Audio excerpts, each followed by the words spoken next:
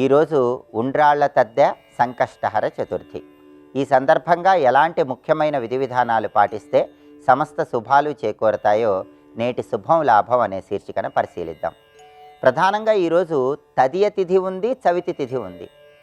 సూర్యోదయానికి తదియ తిథి ఉంది కాబట్టి ఉండ్రాళ్ల తద్దె పర్వదినాన్ని నిర్వహించుకోవాలి. అంటే గౌరీదేవిని పూజించాలి. మీ గృహంలో తమలపాకులో పసుపు ముద్ద ఉంచి దానికి పైభాగంలో కుంకుమ బొట్టు పెట్టి ఎడమవైపు కుడివైపు కూడా కుంకుమ బొట్లు పెట్టి దాన్ని అమ్మవారి స్వరూపంగా భావించుకొని పసుపు కలిపిన అక్షింతలతో పూజ చేస్తూ ఓం శ్రీ గౌరీదేవి అయి నమః అని 21 సార్లు పఠించాలి.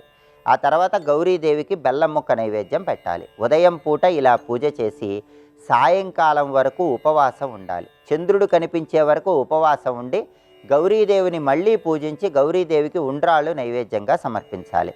ఆ ఉండ్రాళ్లను ఎవరైనా ముత్తైదువులను పిలిచి వాళ్ళకి తాంబూలంలో ఉంచి తాంబూల వాయనం ఇవ్వాలి. ఉండ్రాళ్ల తద్దె సందర్భంగా ఇలా గౌరీదేవిని పూజించి ఉండ్రాళ్ళు నైవేద్యం సమర్పించి ఆ ఉండ్రాళ్ళు ముత్తైదువులకు తాంబూలంలో ఉంచి తాంబూల వాయనం ఇచ్చి ఆ ఉండ్రాళ్ళనే ప్రసాదంగా స్వీకరిస్తే గౌరీదేవి అనుగ్రహం వల్ల సమస్త శుభాలు చేకూరతాయి.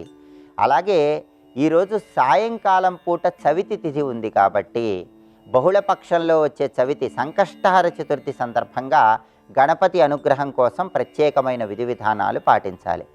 ప్రధానంగా భాద్రపద మాసంలో వచ్చే సంకష్టహర చతుర్థి కాబట్టి గణపతికి ఒక ప్రత్యేకమైన ముడుపు కట్టుకుంటే గణపతి సంపూర్ణమైన అనుగ్రహం వల్ల ఎలాంటి పెద్ద సమస్య నుంచైనా అతి త్వరలోనే సులభంగా బయటపడవచ్చు. గణపతికి ముడుపు ఎలా కట్టుకోవాలంటే ఒక ఎరుపు రంగు వస్త్రాన్ని తీసుకోవాలి. ఒక కొత్త ఎరుపు రంగు వస్త్రాన్ని తీసుకొని దానికి పసుపు కుంకుమలు అలంకరణ చేసుకొని ఆ కొత్త ఎర్రటి వస్త్రంలో 3 గుప్పిళ్ళ బియ్యం పొయ్యాలి.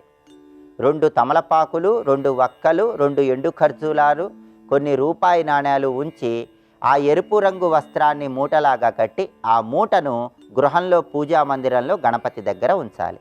ఆ మూటకు అగరబత్తులు చూపించి ధూపం వేసి ఆ మూట దగ్గర ఏదైనా బెల్లం ముక్క నైవేద్యం సమర్పించాలి. ఉదయం పూట ఈ విధంగా గణపతి దగ్గర ముడుపు కట్టుకోవాలి. ఆ తర్వాత సాయంకాలం గణపతి ఆలయానికి వెళ్ళి గణపతికి గరికపోచలు కలిపి నీళ్లతో అభిషేకం చేయించుకొని లేదా ఎర్రటి పుష్పాలతో అర్చన చేయించుకొని గణపతి ఆలయంలో ప్రదక్షిణలు చేసి గృహానికి వచ్చి ఆ ఎరుపు రంగు వస్త్రంతో కట్టినటువంటి మూటను విప్పి ఆ మూటలో ఉన్నటువంటి బియ్యంతో పొంగలి తయారు చేయాలి.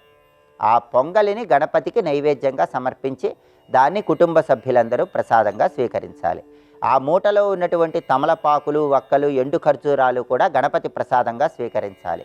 మూటలో ఉన్నటువంటి రూపాయి నాణ్యాలు ధనం దాచుకునే బీరువాలో దాచిపెట్టుకోవాలి. భాద్రపద మాసం అంటే గణపతికి ఎంతో ప్రీతిపాత్రమైన మాసం కాబట్టి భాద్రపద మాసంలో వచ్చే సంకష్టహర చతుర్థి సందర్భంగా ఇలా ప్రత్యేకంగా గణపతికి ముడుపు కట్టుకొని ఈ విధి విధానం పాటిస్తే గణపతి అనుగ్రహం వల్ల అన్ని కష్టాలు తొలగిపోయి ఆర్థిక ఆరోగ్య కుటుంబ సమస్యల నుంచి సులభంగా బయటపడవచ్చు. గణపతి సంపూర్ణమైన అనుగ్రహానికి పాత్రలు కావచ్చు.